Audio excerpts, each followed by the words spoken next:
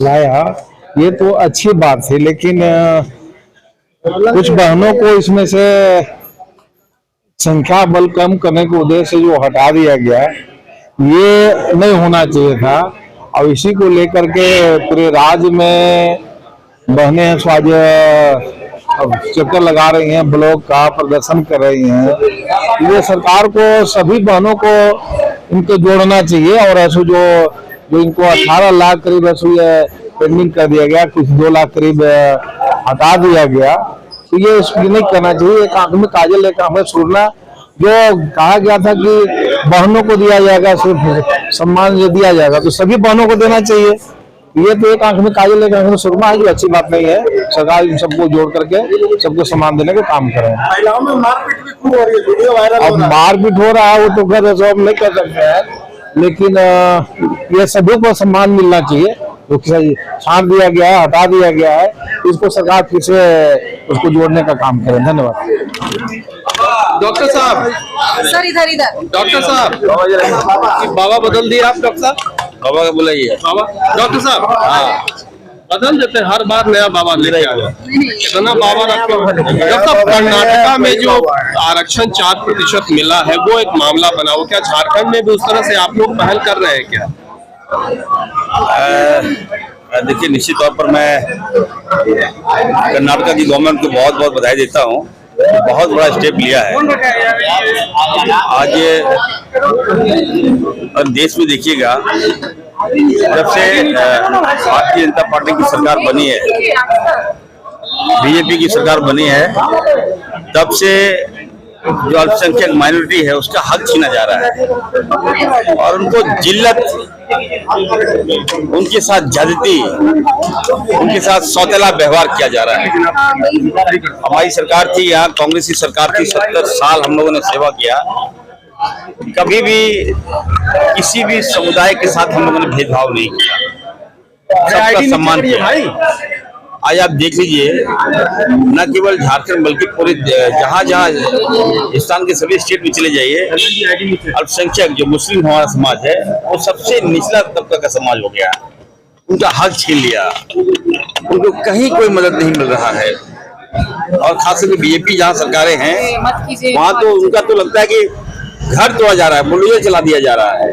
झारखंड को उनको आरक्षण मिलना चाहिए। अगर हमारी सरकार ऐसा फैसला लेती है तो निश्चित तौर पर मैं बहुत बहुत मुबारकबाद दूंगा। आप मांग करेंगे मुख्यमंत्री जी से? आप तो खुद सरकार में है, आप तो सरकार में है, आप मांग करेंगे मुख्यमंत्री जी से लगातार? बिल्कुल। देखिए, हम तो चाहेंगे कि समाज का कोई भी तबका गरीब ना हो, समाज का कोई भी तबका का जो लाभ मिलना चाहिए वो मिले, हक भी नहीं छीने। भारतीय जनता पार्टी यहाँ 18 साल एकदम हमारे लोगों को गरीब बना दिया, उनका हक छीन लिया। हर विभागों में आप चले जाइएगा तो छत्तीसगढ़ के लोग यहाँ काम कर रहे हैं, मध्य प्रदेश के लोग यहाँ काम कर रहे हैं, उत्तर प्रदेश के लोग यहाँ काम कर रहे हैं। और अब हमारी सरकार बनी है, निश्चित तौर पर इसको हम लोग सुधारने का काम करेंगे। पहाड़िया जनजाति के 5 बच्चे मर गए हैं पिछले 1 सप्ताह में, और आपका स्वास्थ्य विभाग उस पर कौन है?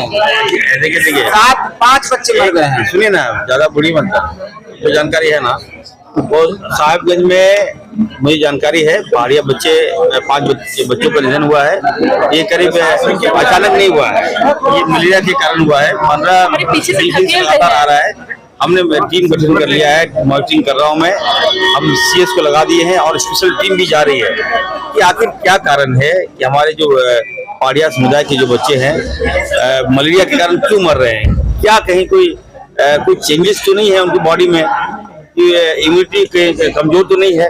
इन सारी बातों को मैं दिखवा रहा हूँ और रिसर्च के बाद हम लोग आगे आएंगे और कोई बच्चों को हम लोग मरने नहीं देंगे। नहीं करना भाई, लेकिन सवाल यह है कि इन सब सवालों का सही जवाब तो देता नहीं है। यहाँ से लेकर दिल्ली तक पहुँच जाता है लोग, अरे भैया आपकी सरकार है ना, मैं तो सरकार भी था, तो जनता ने जनादेश दिया आपको, तो आप झारखंड की जनता के हित में काम कीजिए ना। तो सरकार अब न्यायालय का भी नहीं सुन रही है, हाईकोर्ट में मामला गया था। देखिए, न्यायालय का हूबहू क्या वहां से नजदीक आया है, ये तो मुझे जानकारी नहीं है। सरकार कहीं ना कहीं इसमें से कोई रास्ता निकाली होगी कि न्यायालय का भी आदेश को नहीं पालन करे तो कोई ना कोई उसके वर्डिक्ट पर रास्ता निकाली होगी, इसीलिए ऐसा कर रहे हैं। सर इरफान अंसारी कह रहे हैं कि सीपी सिंह जहर उगलते हैं और बाबूलाल जी के कान में फूकते हैं। स्वास्थ्य मंत्री इलाज बूढ़े हो गए सीपी सिंह, अमरूद जुलूम करते रहते हैं। भाई देखिए क्या है, मैं क्या बोलूं, हर बार उसी के बात पर आप लोग पूछवाते हैं, कोई बुलवाना चाहते हैं। तो मैं कहूंगा कि अपने पिताजी से पूछ ले, वो बूढ़े हैं कि जवान है, पता चल जाएगा। 3 वाकई में जहर फूकते हैं। कौन सा जहर भूखेगा भैया, मैं तो कभी कान में उनको कहा नहीं, कभी उन्होंने सुना नहीं, मैं क्यों करूंगा। मेरा अपना स्वतंत्र आइडेंटिटी है। बाबूलाल जी भाई हमारे प्रदेश अध्यक्ष भी है, नेता प्रतिपक्ष भी है, तो मुख्यमंत्री भी रहे हैं, तो उनको क्या समझदारी नहीं है। तो बात है कि ये आप लोग जो है ना कहीं से इसको ले आते हैं अंसारी को। अरे भैया अभी पवित्र महीना चल रहा है, कुछ तो बकस दीजिए, ईद तक बकस दीजिए उसको। रात में हम भी चिकन मटन नहीं खाते। अरे वो क्या बोलेंगे, हमको तो हंसी लगता है भैया, क्या बोलता है, क्या नहीं करता है, क्या करेगा, वो कहना आ जाएगा। उसके लिए उतना बड़ी चिंता का तो विषय है नहीं, आ जाएगा। जब 21 जिला हो सकता है, क्योंकि हम जब ओबीसी कमीशन में थे सारा मापदंड तय कर दिए थे।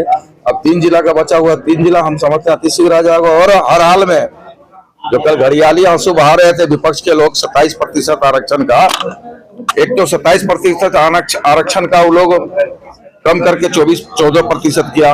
और जब हम लोग हमारी सरकार विधानसभा में पारित करके महामहिम राज्यपाल के माध्यम से केंद्रीय गृह मंत्रालय में जाकर के लटका हुआ है, हम विपक्ष के साथियों से भी आग्रह करेंगे केंद्रीय गृह मंत्रालय से अतिशीघ्र महामहिम राष्ट्रपति महोदया के यहाँ भेजा जाए, ताकि 27% आरक्षण लोगों को मिल पाए।